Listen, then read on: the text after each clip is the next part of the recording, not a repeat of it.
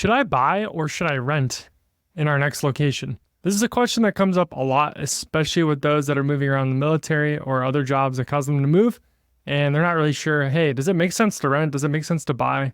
How do maybe interest rates affect that? Like, what makes the most sense right now? And I think in general, people have an affinity towards home ownership and think that buying always makes the most sense and renting is throwing money away. So I just wanted to go through some of the considerations that you need to be thinking about, kind of show you a little tool, a free tool online that I use to do that, and kind of how I'd be thinking about that with a potential case study of a client situation, incorporating their debt rate and their financial health into the advice that I might give to a client.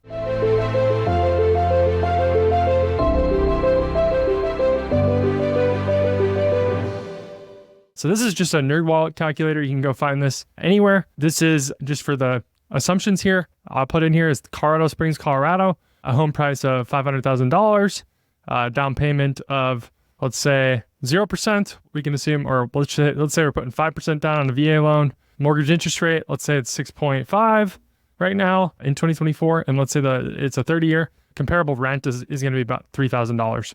When we do the math, which NerdWallet does very quickly for us here, that break even is 5 years. So if we stay in that home for 5 years, buying is cheaper than renting. Okay. So I think we can all agree that keeping a home for a longer period of time, whether we're going to live there and settle down there, or whether we are going to keep it and rent it out as an investment property over long periods of time, certainly buying is going to be better for your financial situation than renting. But we almost never know what the long term holds, right? And as sure as you may be that, I love being a landlord and a rental property might be for me, I've just seen time and time again with clients and friends that they buy a place thinking that they're going to keep it and rent it out when they leave. And that does not happen. And they end up selling for, potentially the same price that they bought it for, or even sometimes less. And they would have been, much better after, real estate transaction costs, paying their realtor, paying any closing costs, like they would have been much better off renting. And when you consider like interest and what they're paying on their VA loan funding fee, like all these things. So I think knowing that there's some uncertainty out there is important when you're looking at these numbers. If we're settling down somewhere where we know we're going to be for a really, really, really long period of time, buying is certainly going to make more sense.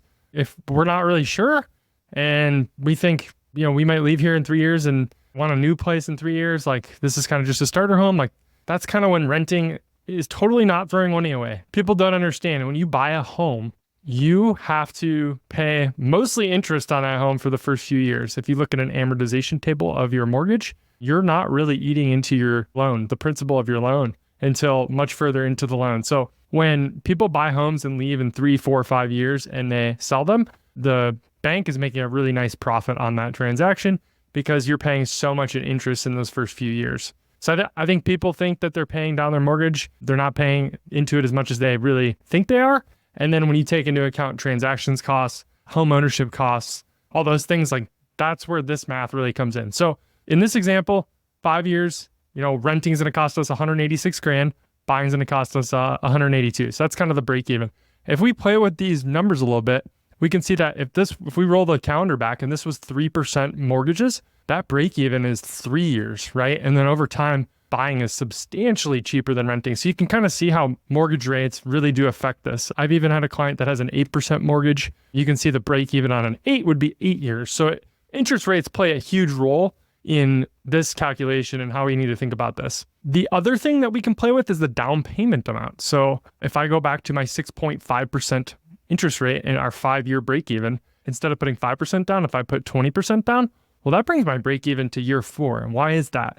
Well, that's lowering the amount of interest I'm paying on my mortgage, right? I'm lowering my financial risk. I'm increasing my, my margins and my cash flow. I'm putting less towards interest, right? Because we're putting money down. Especially, I'm not even including the VA funding fee in this. Like if we use that as well, that would even make buying and putting, 20% down even better than that 5% or 0% down, right? Let's go think about a 0% down mortgage. So if we put nothing down, that break even goes out, right? So we can kind of play with interest rates, 0% down. I think a lot of military and veteran buyers that are buying homes often do default to that 0% down VA loan. And that moves out that break even substantially because we're paying so much in interest. If we put nothing down, we roll our VA funding fee into the mortgage, we own more on that home than it's actually worth day one.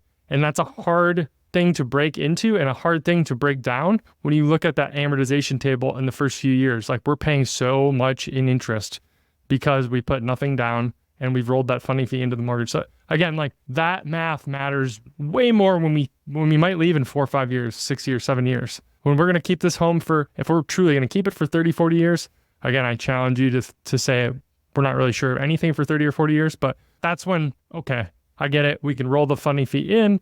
The interest rate isn't as important. We can refi maybe sometime down the road.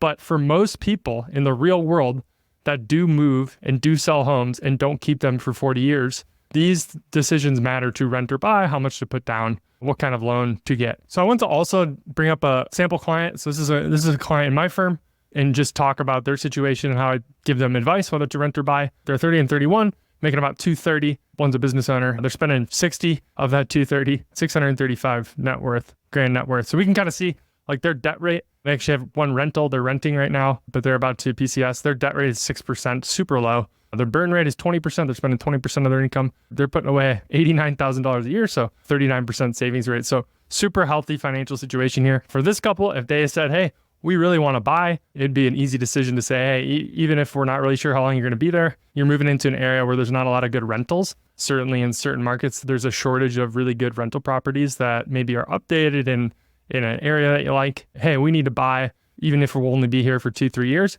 I would tell this couple, like, we can afford to make that decision. We have a 6% debt rate. We have such great liquidity. They've got 180 grand in liquid assets and in taxable brokerage and cash. Like, we're in such good financial condition that let's go buy. Let's make sure we get that new build in a new neighborhood and we can enjoy that. And, if we eat a little in transactions costs, like, that's okay. I think that's a much different calculus for a couple that maybe has a 20% debt rate because they have 2 car payments. Like, we don't need to add to that with more leverage of a mortgage. So like, I think financial situation, financial health and standing also plays a role into our decision. Does buying really make sense, or is renting and just being able to walk away and not have to be paying for maintenance and be a homeowner and paying, to the bank, VA funding fee and all that? Like, does that make more sense for somebody that isn't in this strong financial shape? So that's just one more thing I wanted to add in there in this rent versus buy context. So I hope that this was helpful. Going through just an exercise to show you kind of buy versus rent, the things we need to be thinking about, the different levers we can pull with interest rates and how much to put down. It is definitely helpful to look at your full financial situation. How much debt do you have? How long do we think we're going to stay there? There's a lot of qualitative factors that are important as well to think about when we're thinking about whether to rent or buy. We always want to be looking at not only the numbers, but also the softer sides.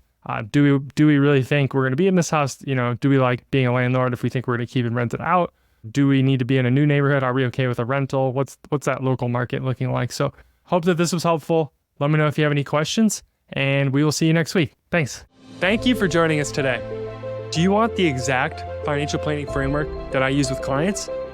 Go visit baskinfp.com where you can grab a free download of the ultimate military and veteran financial checklist to give you the bluff on what you need to be doing to manage your finances. We'll be back next week with some more content to help you on your journey to financial freedom. See you then. This is a friendly reminder that the Bluff Finance Podcast is general and educational in nature and does not constitute tax, investment, legal, or financial advice with respect to any particular individual or taxpayer. Please consult with your own tax, legal, financial, and other advisors regarding your own unique situation.